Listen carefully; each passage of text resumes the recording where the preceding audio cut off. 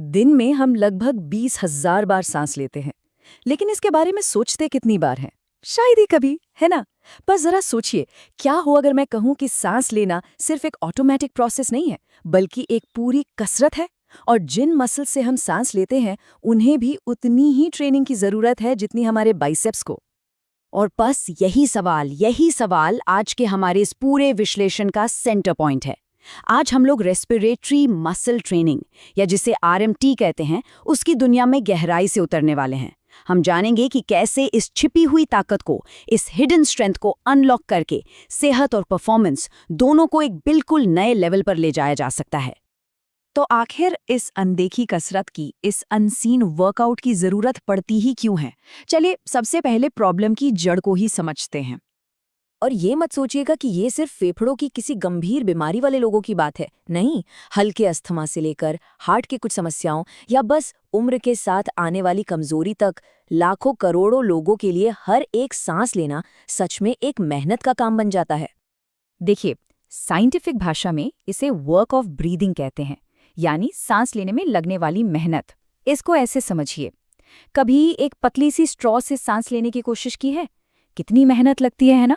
बस जब हमारे वायु मार्ग मतलब एयरवेज सिकुड़ जाते हैं या हमारी मसल्स कमजोर हो जाती हैं, तो शरीर को ठीक वैसी ही एक्स्ट्रा मेहनत करनी पड़ती है। हर एक सांस एक चैलेंज बन जाती है।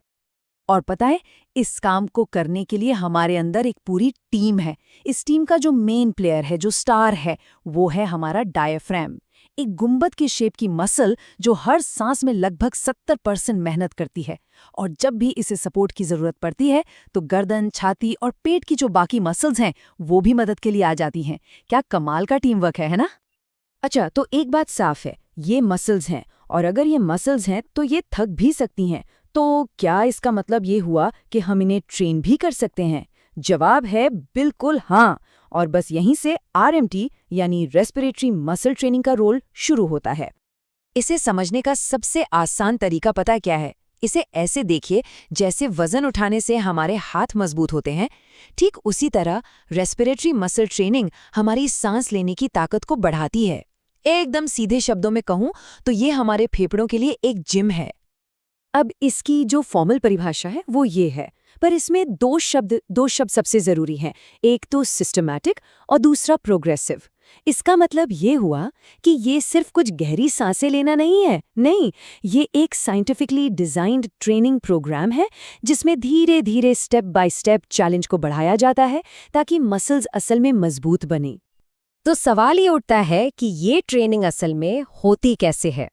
आइए अब जरा देखते हैं कि इस फेफड़ों के जिम में कौन-कौन से टूल्स और टेक्निक्स इस्तेमाल होती हैं। देखिए, ट्रेनिंग के दो मेन टाइप हैं। पहला है आईएमटी, जो सांस अंदर खींचने पर मतलब इनहेल करने पर फोकस करता है। सोचिए जैसे कोई भारी सूटकेस उठा रहे हो। दूसरा है ईएमटी, जो सांस बाहर धकेलने की मतलब एक्सेल करने की ताकत बढ़ाता है, जैसे किसी मोमबत्ती को जोर से फूंक मारकर बुझाना। और ये मजबूत खांसी के लिए बहुत ही ज्यादा जरूरी है। और बिल्कुल किसी भी दूसरी एक्सरसाइज की तरह यहाँ भी आप ताकत या फिर सहन शक्ति मतलब एंड्योरेंस के लिए ट्रेनिंग कर सकते हैं। स्ट्रेंथ ट्रेनिंग में क्या होता है, आप ज्यादा रेजिस्टेंस के साथ कम बार सांस लेते हैं, इससे आपकी मैक्सिमम पावर बढ़ती है। इसी पावर को एमआईपी और एमईपी से मापा जाता है। सीधी भाषा में सांस अंदर खींचने और बाहर फेंकने की मैक्सिमम ताकत। दूसरी तरफ एंड्योरेंस ट्रेनिंग में आप कम रेजिस्टेंस के साथ ज्यादा देर तक प्रैक्टिस करते हैं ताकि मसल्स जल्दी से थके नहीं। हाँ, तो इस ट्रेनिंग के लिए कुछ खास डिवाइस भी आते हैं। प्रेशर थ्रेशोल्ड डिवाइस सबसे कॉमन है। ये एक वाल्व की तरह काम करते हैं जो तभी खुलेगा जब आप एक खास प्रेशर के साथ सांस लेंगे, बिल्कुल वेट लिफ्टिंग की तरह। फिर आते हैं फ्लो रेजिस्टिव डिवाइस। इनमें ऐसा लगता है जैसे किसी पतले पाइप से हवा खींच रहे हों। और हाँ, अब तो स्मार्ट डिवाइस भी आ गए हैं जो आपकी प्रोग्रेस को ट्रैक करते हैं और आपको गाइड भी करते हैं। तो ये ट्रेनिंग आखिर है किसके लिए? क्या सिर्फ हॉस्पिटल में भर्ती मरीजों के लिए? बिल्कुल नहीं। इसका दायरा, इसका स्कोप इतना बड़ा है कि आप भी सुनकर हैरान रह जाएंगे। सोचिए, सीओपीडी के वो मरीज जिन्हें सीढ़ियां चढ़ने में सांस फूल जाती है, उनसे लेकर वो ओलंपिक एथलीट जो अपनी परफॉर्मेंस में बस कुछ सेकंड्स का सुधार चाहता है। एक तरफ स्ट्रोक से उभर रहा कोई इंसान, तो दूसरी तरफ एक सिंगर जो अपनी आवाज की पावर बढ़ाना चाहता है। ये सब कितने अलग हैं, है ना? पर इन सब में एक बात कॉमन है, इनकी सांस लेने वाली मसल्स ही इनकी क्षमता को लिमिट कर रही हैं। और आरएमटी सीधा उसी लिमिट पर अटैक करता है। ठीक है, ये सब सुनने में तो बहुत ही अच्छा लगता है, पर क्या इसके पीछे कोई ठोस साइंस है? मतलब क्या ये सच में काम करता है? चलिए अब जरा सबूतों पर, एविडेंस पर एक नजर डालते हैं। और सबूत बहुत मजबूत हैं। स्टडीज बार बार ये दिखाती हैं कि आरएमटी से डिस्पीनिया यानी सांस फूलने या दम घुटने वाली जो फीलिंग होती है, उसमें काफी कमी आती है। लोगों की एक्सरसाइज करने की कैपेसिटी बढ़ जाती है, और सबसे बड़ी बात, उनकी सांस की मसल्स की ताकत में सीधा सीधा सुधार होता है, जिसे मेजर किया जा सकता है। और जब हम अलग अलग ग्रुप्स को देखते हैं तो फायदे और भी साफ हो जाते हैं। सीओपीडी के मरीजों के लिए इसका मतलब हो सकता है कम बार हॉस्पिटल जाना। हार्ट फेलियर के मरीजों के लिए ये क्वालिटी ऑफ लाइफ में सुधार है। एथलीट्स के लिए ये थकान को टालने और कंपटीशन में एज हासिल करने का एक तरीका है। और न्यूरोलॉजिकल मरीजों के लिए तो एक मजबूत खांसी फेफड़ों के इन्फेक्शन से बचाने में लाइफ सेविंग तक हो सकती है। ये कोई जादू नहीं है, ये प्योर बायोलॉजी है। ट्रेनिंग से होता क्या है कि डायाफ्राम के मसल फाइबर्स मोटे और मजबूत हो जाते हैं। इसे कहते हैं हाइपरट्रोफी।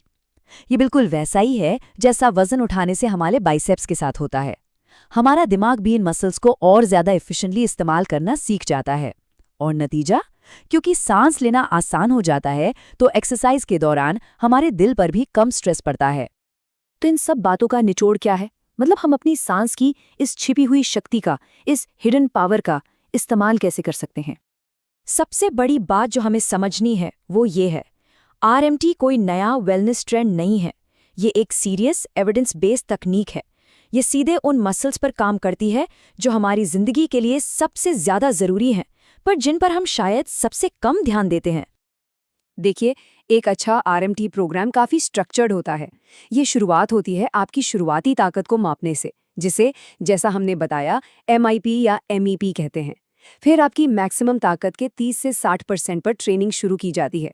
और हाँ, किसी भी कसरत की तरह धीरे धीरे लोड बढ़ाया जाता है, और सबसे ज़रूरी है कंसिस्टेंसी। और ये सब हमें इस एक आखिरी सवाल पर लाकर छोड़ देता है।